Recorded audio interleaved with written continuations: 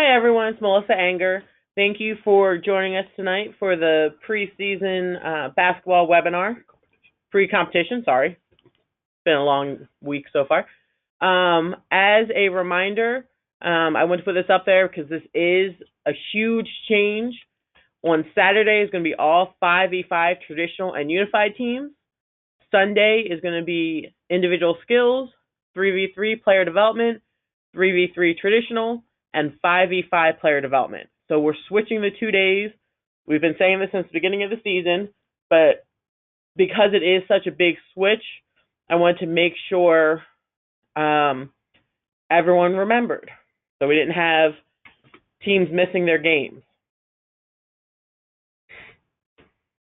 Again, this is Melissa Anger. I am the competition director and sports director for basketball. Thank you for joining us. I also have Steve Bennett on the call as my moderator. He's going to be watching any hand raises or any typed questions. He is going to be answering them. And just as a reminder, we are recording this webinar, and we'll send out the slides and the link to the presentation tonight within the day. Yeah, thank you. All right, so some of the things we're going to go over tonight is a couple points of emphasis that, again, I've been saying all season, but just a nice little friendly reminder for the state tournament next weekend. Go over the facilities and then some administrative little things to end the webinar. Team divisioning. There is a divisioning committee comprised of coaches and coordinators that have and will be assisting with the team divisioning for the state tournament. So we had our 5v5 teams divisions last night. And we do have a couple more qualifiers this weekend. So no schedules or anything are going to be sent out until next week. These games, or the divisioning for last night, was all 5v5 traditional, unified, and player development. We had a nice mix of coaches from around the state and coordinators. So thank you all for coming, for those that did. And those that couldn't attend that were going to, that gave their input ahead of time. Tomorrow night, I will be meeting with the divisioning committee for all 3v3 teams. Once that's done and the remaining qualifiers are set, completed, then I will get the schedules out to you guys next week. Something that's new this year is the coaches resource page. If you go to our website, somd.org. The link is right here. We have all the schedules posted from this season with sanction forms and everything. The event guide is on there. There are links to directions for all the sites at states. This site is very mobile friendly. So if you go to our website on your phone, it's very easy to read. Once the divisions and schedules are complete, I will post them on this site as well, send them out to you. But this is a nice resource that you can get any information you need about the state tournament or the season in general, which is like the rule book and all of that stuff too, on this webpage. I'm going to be working as hard as I can to get the results posted at the end of each day. We would try to get them through the day, but I don't know how possible that's going to be. But I will definitely post them at night. One thing before we really jump in is I am looking for volunteers to recite the coach's oath and the athlete's oath during opening ceremony at each venue during the day, for each day. If you would like to nominate someone else or yourself, please email me by March 25th, which is Monday, by 5 p.m. I'm going to try to get this set and in the script so we don't forget. I know that right now you don't know where you're playing.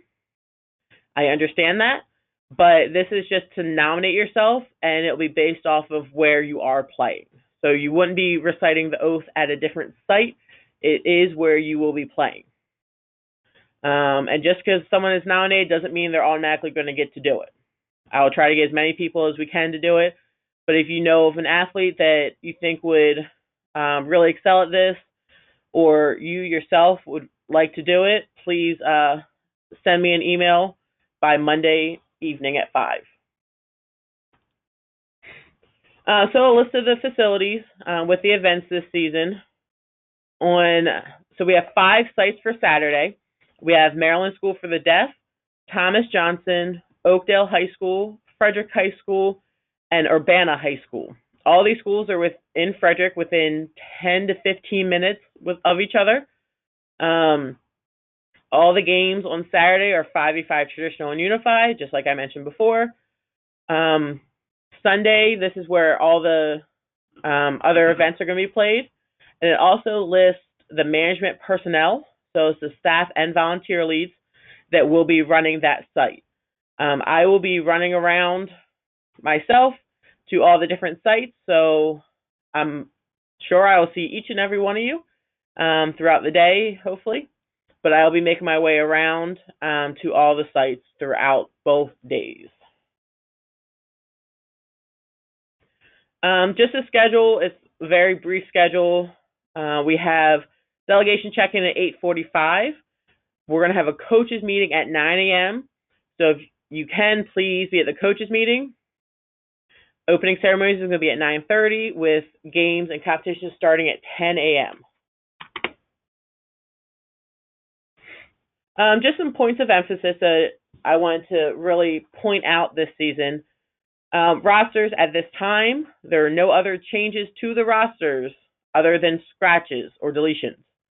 So if you are missing someone, it is too late right now. I sent out the rosters for confirmation at the middle of February, and those are the final rosters. In your delegation packet, in your team packet, you will receive a couple copies of your roster. From that roster, you will fill in the jersey numbers and turn them into the scores table. From there, the volunteer at the scores table will fill in the score sheet. We will not accept any typed up or pre-written out score sheets. This is the responsibility of the volunteers to fill it in. Your one and only responsibility is to fill in the jersey numbers on the roster and hand it in. That is it. And please only hand in one at a time. And if you are playing on the same court, please do not go up to the volunteer and say, oh, you got mine from before, right? You will have plenty of copies in your packet. Please just fill in the jersey numbers and hand it in before each game. It's not the responsibility of the volunteers to search for it. Hand it to them prior to the game, and they will write it in. Uniforms, I've been seeing a lot of uniform infractions all season. As I saw them, I mentioned them. At the state tournament, those will not be acceptable. All competitors who are not in proper uniform will not compete. I've spoken with the staff and volunteer leads, the management site for each site, and they will not let your athletes play if they are not in proper uniform. That means no jewelry of any kind. That means, and I apologize for this, but that means no wedding rings either. For mentors or partners or athletes. No earrings, no jewelry, no watches, no Fitbits, nothing. I'm sorry if you want to count your steps when you're playing. That's not happening. All undershirts and leggings must match. So if someone's wearing a white shirt, everyone needs to wear a white shirt.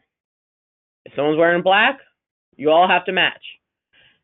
The person that is not matching will not play until they are matching. They can either take their shirt off. You don't have to wear an undershirt. You can take it off to play, or you find a color shirt that matches the rest of the team. Same goes for leggings. The leggings have to be a solid color. They cannot be designed. They cannot be camo. They can't be any of that. Must be a solid color that matches the uniform. Black, white, or gray is the best, but it must match the uniform, and every single person on the court that is wearing it must match as well. Otherwise, they will not step on the court. Like I mentioned before, the coaches meeting is at 9 a.m. in the auxiliary gyms. If you are not going to attend the coaches meeting in the morning because you don't play until the afternoon, that is fine. But as you check in, please make sure you ask what the relevant information that you missed was. Because you will be responsible for all that information, and don't say, well, I didn't go to the coaches meeting. I don't care. That's your fault. You need to ask what you missed. Okay? I'm not expecting teams that don't play until noon to be there that early, which is fine, but you need to get all that information. Please arrive at least 1 hour prior to your game to check in and get all this information so that just in case something came up and the management that is running the site is dealing with something, you're not sitting there waiting around while they're dealing with it to get this relevant information. You give them an hour, you will get that information before your game. Okay? Team management. I've said this multiple times. I don't know why I have to say this. There is zero tolerance for fighting with other teams or your own. Zero. If there is fighting, that athlete or athletes will be ejected immediately and asked to leave the facility. They will not be allowed to play the rest of the game or the remaining games in the day. If they have more, they will be asked to leave the facility. They are not allowed to stay. They are going to be out. There is no fighting at all. Coaches, you need to have control of your team. If you see an athlete that has some behavioral issues or that doesn't, you see them start to get heated over something or you see them start to get really mad, you need to take them out and control them to make sure no fighting or no incidents occur. Okay? That is your responsibility. The officials will be watching as well. And if the officials ask you to take someone out, you need to take them out. We had an incident earlier at one of the qualifiers where the officials told one of the coaches that their player had to sit the rest of the game. They had to sit the rest of the game. If the official says it, they're not going to just say it to say it and hurt your athletes. There's a reason. Do not argue with the officials. Let it go and listen to them. No talking back or arguing with the officials. That is coaches, athletes, partners, families, everyone. You may not agree with all the calls that the officials make. I don't agree with all the calls the officials make. They saw it. That is what they saw. They are in control of the game. That is their responsibility. They do not take this lightly. They want all the athletes to have fun and play as hard as they can, and their job is to be there and control the game. If you don't agree with something, that's okay. But do not argue with them. They are there as volunteers. They are there to help us.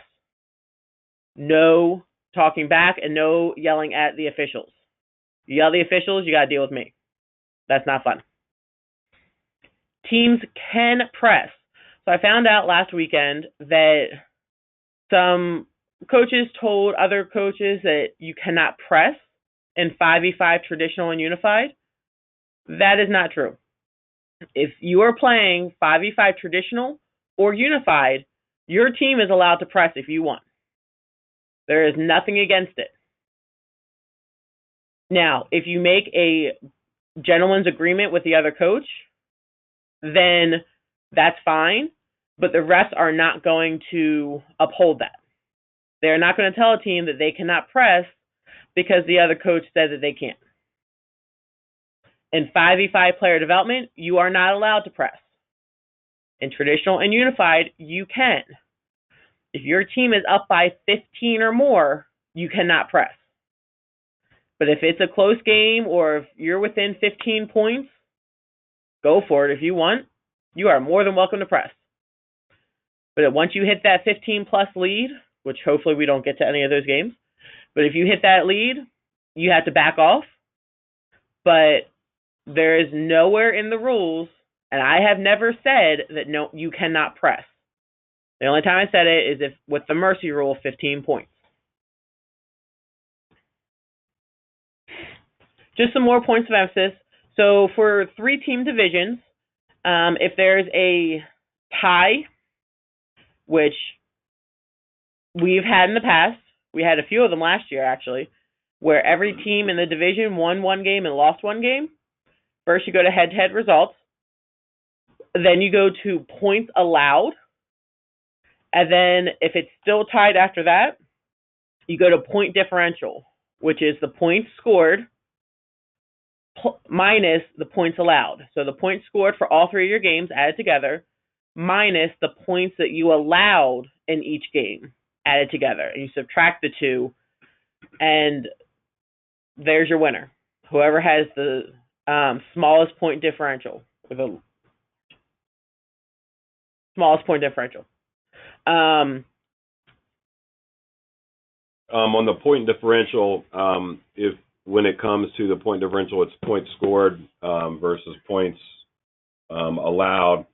So whoever has that largest margin is determined the winner. And then we had, sorry to step in real quick, we did have one question from Brendan. I'm assuming this is in regards to the press. If not, you can retype your question, Brendan. But it was full court or half court, and again, that would be full court press. You are allowed to full court press unless you're up by 15 points or more. If a team gets up by 15 and then you bring it back and get below, they can press again. But as long as there's no 15-plus point differential, then you are allowed to press. Full court press. All right. So I know this sounds a little stupid to bring this up. Basketballs, please bring your own for warm-ups. The game ball will not count as it will not be used for warm-ups. The volunteers are going to hold it hostage. Do not steal the game balls. Do not take them with you. If you see one of your athletes with it into the game, give it back to the score table. These balls are donated to us from the MPSSA. They are gracious enough to donate them to us. Please do not take them. They are Special Olympics Maryland basketballs that we use for state tournaments. The past couple of years, and even this year, I've had people take the basketballs after the games when I bring them to qualifiers. Please do not take our basketballs. I know they are very nice basketballs. I understand that, which is why we use them for the state tournament. We want to have the best basketballs possible for the state tournament. Do not take my basketballs. We had another question just, again, in regards to the pressing. So what is a true press? And that's, is it defined as playing defense in your opponent's court or their half? So, yeah, if they end down the ball and they're bringing it up the court, you can do the full court press, which would be playing defense on their side all the way up to where they're trying to score. So it's the whole court. Yes. Full court press is playing defense from one end to the other.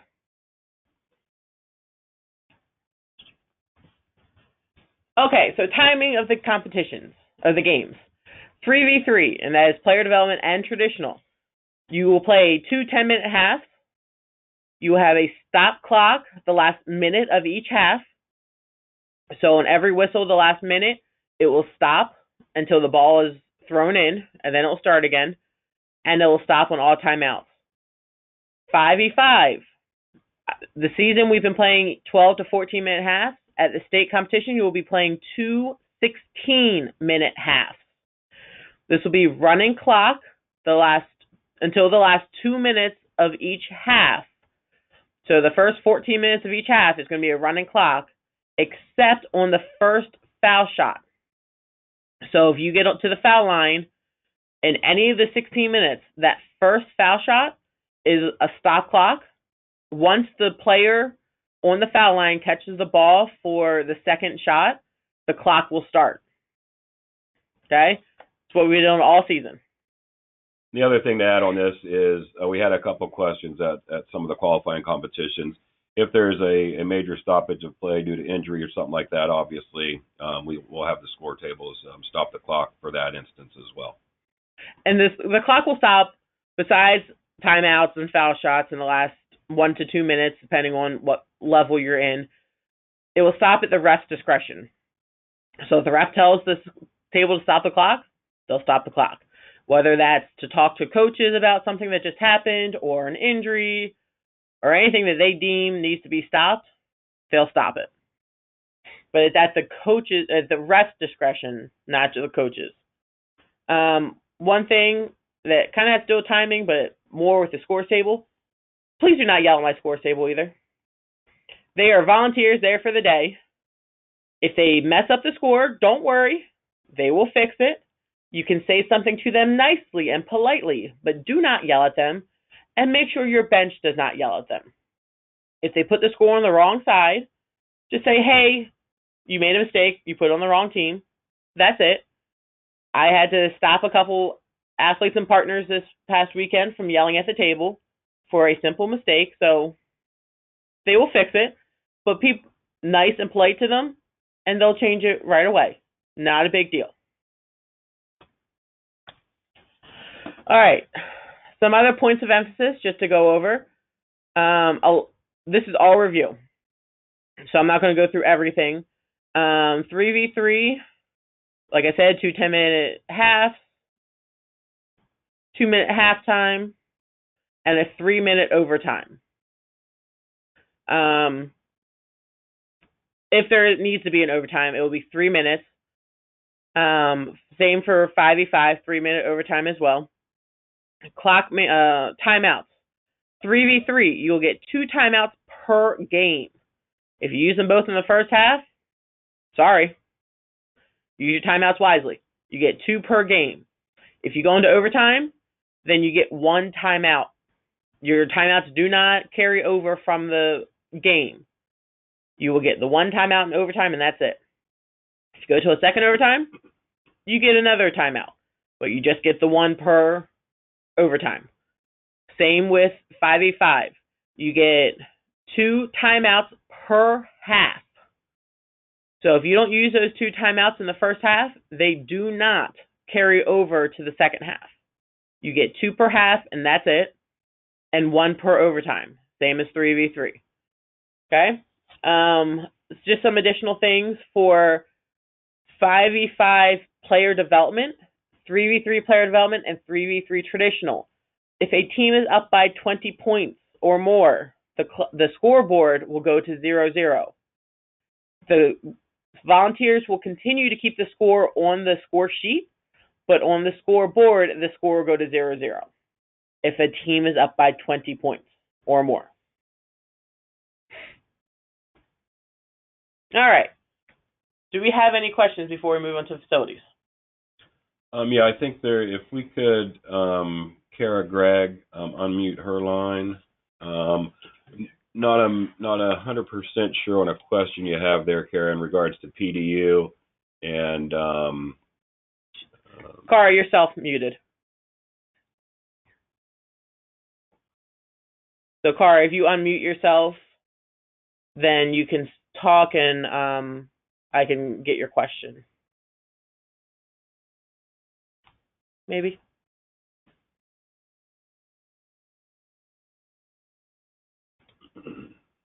And we'll go ahead and we'll come back to that one possibly. Okay. All right, so we're going to go over the facilities. Like I said, Oakdale. We've been using Oakdale for the last at least 6 years that I've been here. On Saturday, it's going to be 5v5. On Sunday, it's going to be 3v3 traditional. Okay? Auxiliary gym, main gym. You're going to park side of the building by the football field. Same as always. We have Maryland School for the Deaf. We have Benson Gym, which is the high school gym. There is a parking lot in between. If you look at this screen, this little diagram, where it says locker rooms, at the end of the locker rooms is an outside wall, and there's the parking lot right there next to the building.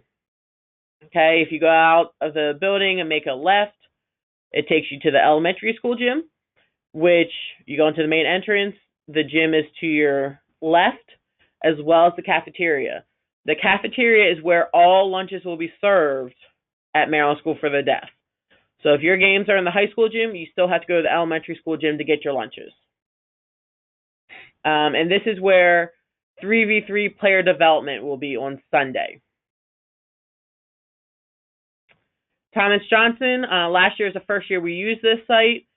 If you can go in the main entrance or the side entrance of the gym, it'll be right there. You go up a couple steps, you get into the main lobby of the gym where the concession stand and lunches will be served. You will go down the steps to get to the main floor, or from that top level, you can go straight to the bleachers. The gym and auxiliary gym are right next to each other, so it makes it really simple. So last year was the first year we used this. It's where 5v5 player development played last year, and I believe some of our lower level teams in 5v5 traditional were there as well last year. I'm not sure who's going to be there this year, but Sunday 5v5 player development will be there. Frederick High School is a new facility this year for us. This is the brand new gym or brand new school that just got built, I believe, last year. So it's pretty cool that we get to be in this nice new facility. So when you you're going to park in the main entrance of the school. You're going to go in the front entrance of the gym, of the school. You're going to walk down the hall. You're going to see the cafeteria. The two gyms are right next to each other. And we'll have some 5v5 traditional and unified teams playing there on Saturday, and there will be no competition there on Sunday. Urbana High School, we've used in the past. We will have individual skills there, not player development. Sorry about that. That is not there anymore. On Sunday, individual skills will be there. The main gym will be used as well as the auxiliary gym for individual skills on Sunday. Saturday, again, 5v5 traditional/unified games will be played there. Skills will be at Urbana High School on Sunday, and they will be using the main and auxiliary gym. 3v3 player development will be at Maryland School for the Deaf, not Urbana. And we'll change that before I send the slides out. Any questions before I move on to the next section? Did I unmute now? Oh, hey, there you are. Hey, there you are. Hi, Cara. I was pressing *6. I didn't realize I just pressed the microphone to unmute. One of the, in PDU, that if you're bringing the ball up court, down court, you have to make one pass before you can shoot. Correct.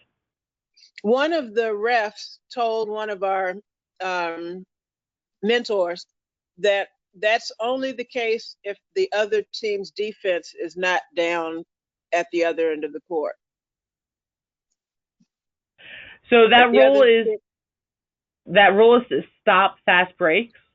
Yeah. So as long as they make one pass over half court, they is not considered a fast break if they are two people running down the court for what you would typically consider a fast break. So if I'm walking the ball up the court and everyone is set down the other end, I can shoot the ball. It's just on fast breaks to make that one pass. Okay. All right. Thank you. Sure.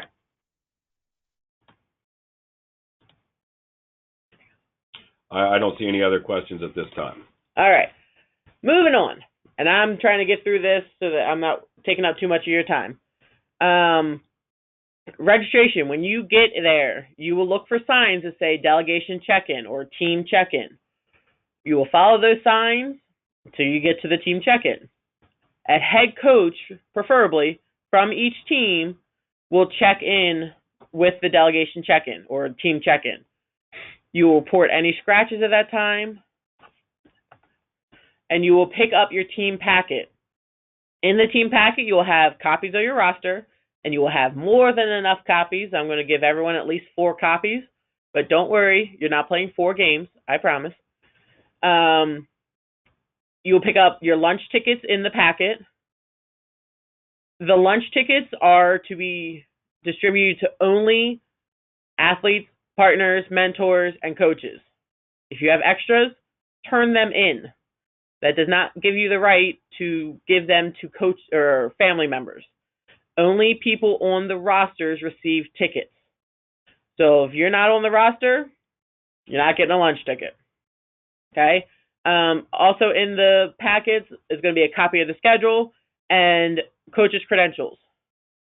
I know not everyone likes wearing those coach's credentials. Believe me, I understand. But if you're not, then you're not allowed to sit on the bench. Only coaches with credentials can be on the bench. Medicals, please have all your athletes' medicals with you at all times, just in case something happens. We always hope that nothing will happen, but basketball is a contact sport. There are injuries. We will have medical at each site, 1 to 2 people at each site, just in case something happens.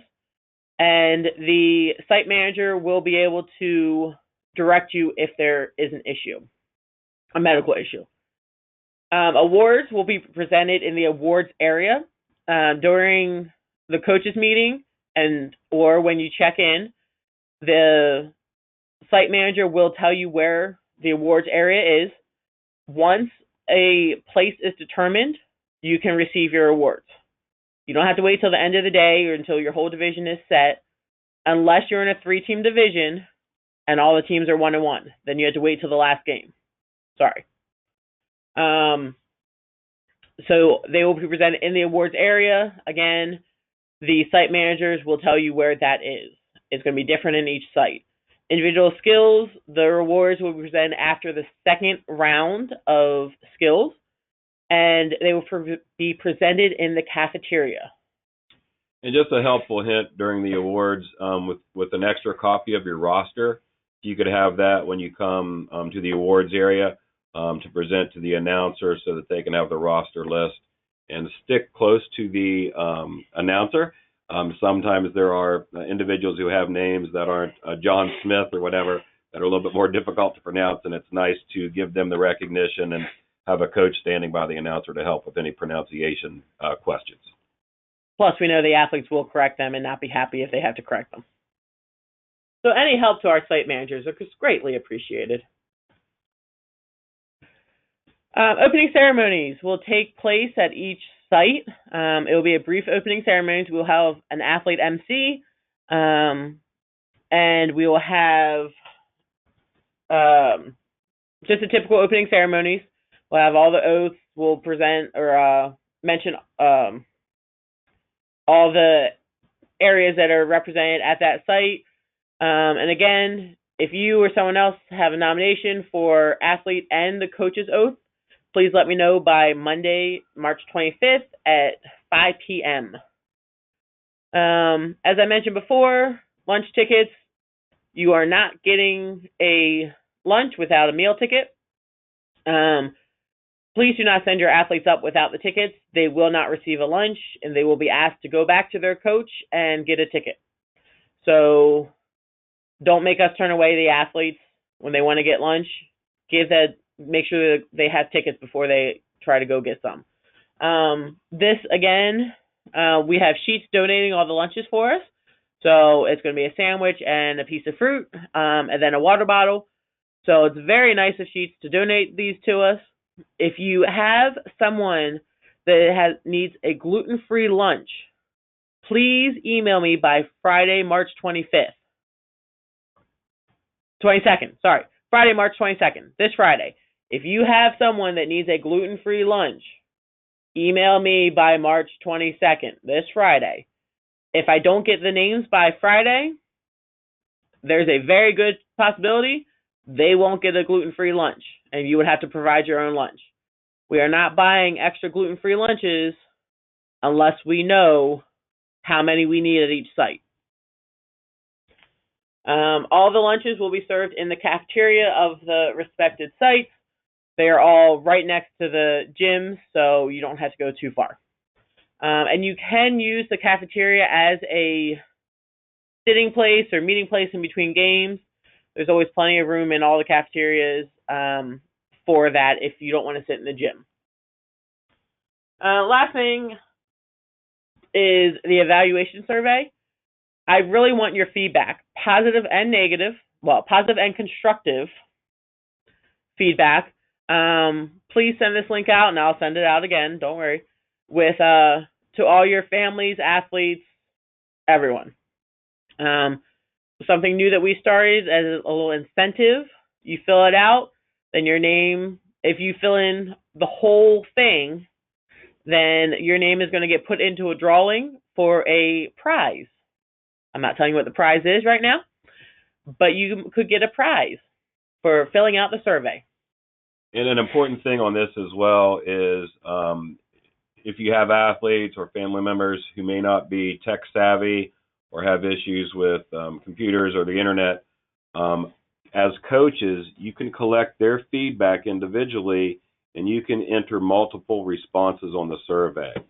As Melissa indicated, as an organization, unless we get feedback from you guys as coaches, the athletes, partners, family members, we don't know what we don't know.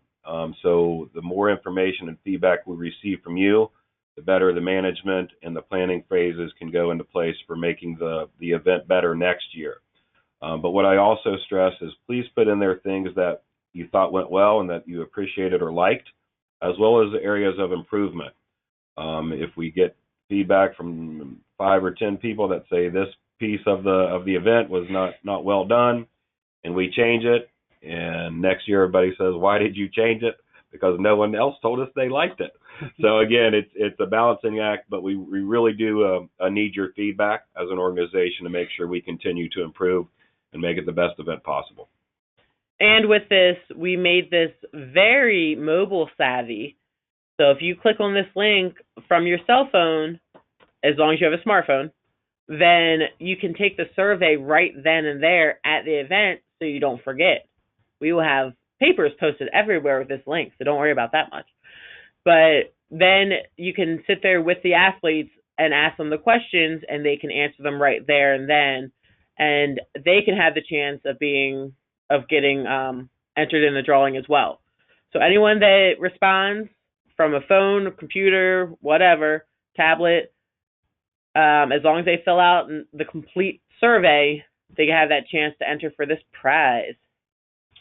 We had a question, and Melissa, correct me if I'm wrong, but individual skills, will there be a divisioning round and finals? Yeah, there will be divisioning round in the morning session, followed by a lunch, and then and final round in the afternoon. Obviously, awards following the finals. So just want to make sure everybody knows that. Yep, same as always. This year is amazing. We have a huge intake in level 2 skills, which is great. So that is awesome. That's what we want to see. We want to see an intake in all the different levels. And so, yes, we will have 2 rounds. You'll have the morning round. Then you'll have lunch, which is also the preliminary round.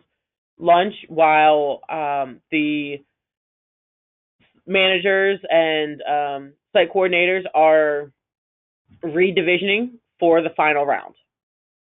And if you have not turned in any qualifying scores, please get them to me this week. I need to division them for the preliminary rounds.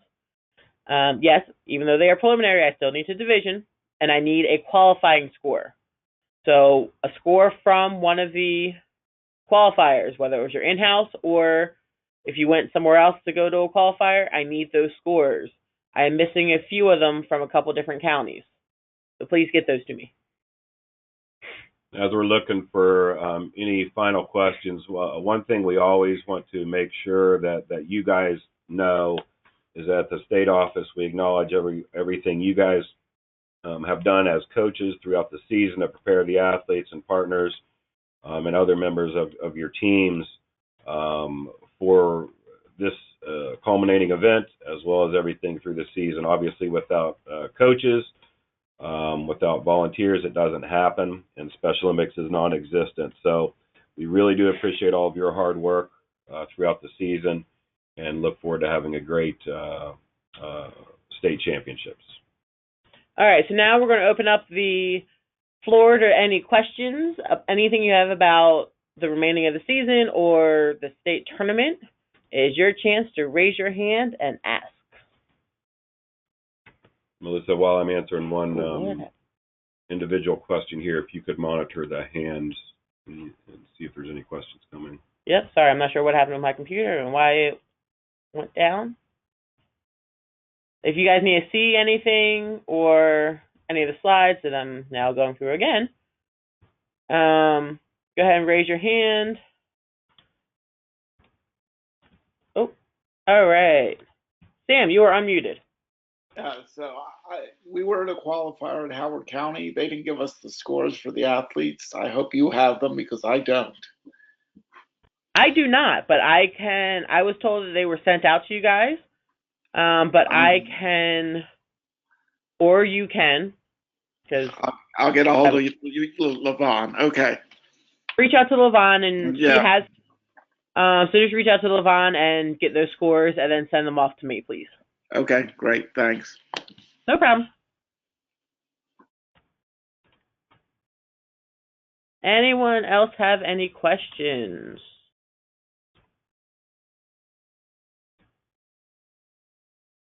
Wow, is it that good? I don't have any questions? We got, there's a question, if you could confirm the site for 3v3 traditional. 3v3 traditional will be on Sunday, March 31st at Oakdale High School.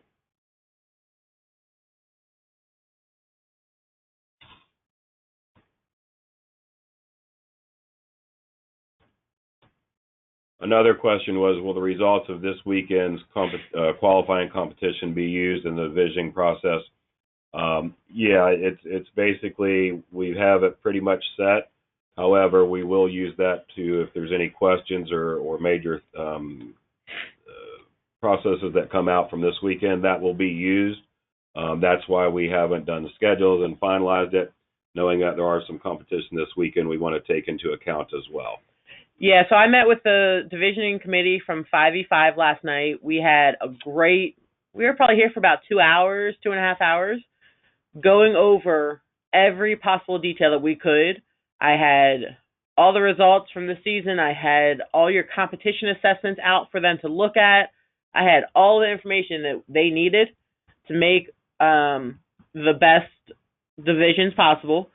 And with that, we did discuss there are going to be some games that we want to watch this weekend that could possibly change a couple things, but those have been discussed, and the games this weekend will be taken into consideration as well. Another question is, what's the anticipated release of the schedules for the state championships, knowing that it'll be next week? Sorry, I thought that was on there somewhere. I thought I mentioned it. They will be out by the 27th at the latest. And that is the latest, so please don't. I will be working on them all week. Okay? This is not a quick and easy thing I can do in 2 hours, like I've done some of the qualifier schedules for you guys. It's going to take a couple days to do all these schedules. Like I said, we have 5 sites on Saturday, 4 on Sunday. We have close to 100 teams this year, which is great, and I want to keep growing the program, but it's also going to take a little longer to do the schedules. But you will have them by the 27th at the latest. So please don't reach out to me asking for the schedules, because you will not get a response. There was a question in regards to an athlete at one of the qualifying competitions who was making jokes on the court, and there was some poor sportsmanship being displayed here and there. And not knowing the exact situation, one of the referees said that the possibility of the athlete being ejected. So, again, the officials are there to control the game. So those type of situations, it's at the ref's discretion. So I know they don't take that lightly, but again, knowing some situations we've had in the past with fighting and other things, We've drilled into the officials that they need to maintain the integrity of the game and the safety of all athletes. So, again, as Melissa indicated earlier, as coaches, if you see something like that starting to heat up on the court, highly suggest you pull those athletes, sub them in, sub them out, talk to them, control them, and then possibly get them back in so that they don't get ejected and that nothing further develops from the situation. But it is the ref's discretion. At the same time, the refs can't see everything and they don't hear everything, okay? We have some very sneaky athletes that like to talk under their breath. I understand that. If that happens and the ref doesn't hear it, but your athlete tells you later on, all you have to do is mention it to the site director, be like, hey, this happened earlier. I just want to make you aware. Then at the next game, we can have one of our site directors there watching the game, okay? We have a staff lead at each site, and we have a volunteer lead at each site. So we have a lot of people, very knowledgeable people there that can watch the game and that can take over if needed. But again, they're not going to overstep past the refs if you don't like one of their calls. This is only if the ref doesn't hear something that was said, or if an athlete doesn't speak up until after the game. Just bring it to their attention, or if I'm there, bring it to my attention. Either myself or the staff site manager will have a chat with the other coach, be like, hey, kind of talk to your players, this happened in the last game, or we're told this happened in the last game. So just be aware, we're not accusing anyone if that happens. We're just bringing it to your attention so that you can be aware and possibly talk to your players for us as well. There was another thing, and I think this is just a general comment that there's no rule that I'm aware of indicating how long an individual's fingernails can be. But I know that sometimes longer fingernails can scratch and create that issue. So what we do is just ask you guys to be mindful of that. And if you have some athletes with longer fingernails, just be aware of that and take that into consideration. Yeah, there is no rule. Sorry. We don't measure fingernails.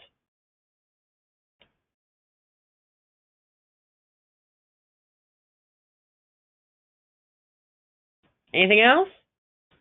Any comments or concerns about the season or the state tournament coming up? You just want to talk? There was one question in regards to an athlete who is a higher level player on a certain team than some of the other players, and was going over the back and got called for several fouls. Going over the back and being called a foul is not necessarily reason to take someone out of the game. If it's aggressiveness or bordering on the point of being overly aggressive or starting to get heated and that kind of thing, possibly. But again, being called for going over the back is no reason, as it's stated in this question, for someone to be removed from the game. And at the same time, you can have a hard foul and the ref might not eject you.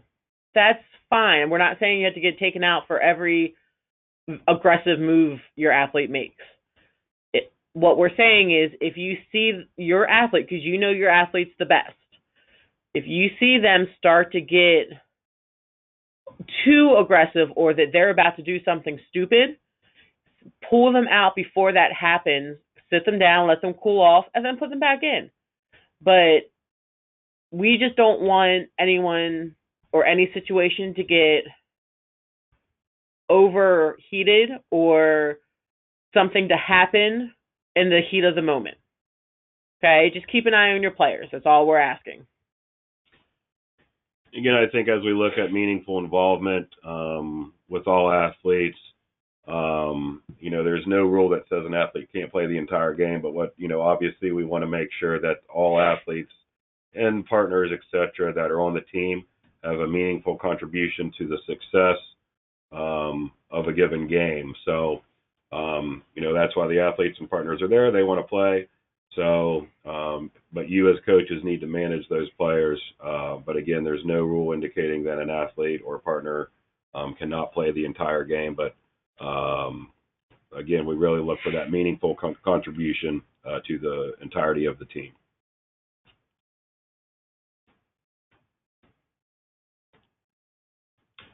Those are all the questions I see at this time. I think I want to speak for Melissa, but if you do have any questions, as always, you can reach out to Melissa, and she will do her best to respond to you in a very timely manner, knowing all the hard work that's going into getting the tournament prepared here in the state office. Yes. So if you have a question or if you think of something later tonight, please feel free to email me or text, call, whatever. Don't call me late at night. I probably won't answer because I go to bed early. But reach out to me, send me an email. I'll get back to you first thing in the morning or as early, like Steve said, and as quickly as I can with some kind of answer. So, again, thank you guys so much for all your hard work this season. I think it's been a really great season so far, and I'm really looking forward to ending the season on a really high note with a great state tournament, and that would not be possible without you guys. So thank you all for taking your time to join us tonight, and I will see you guys all at the state tournament. Have a good night.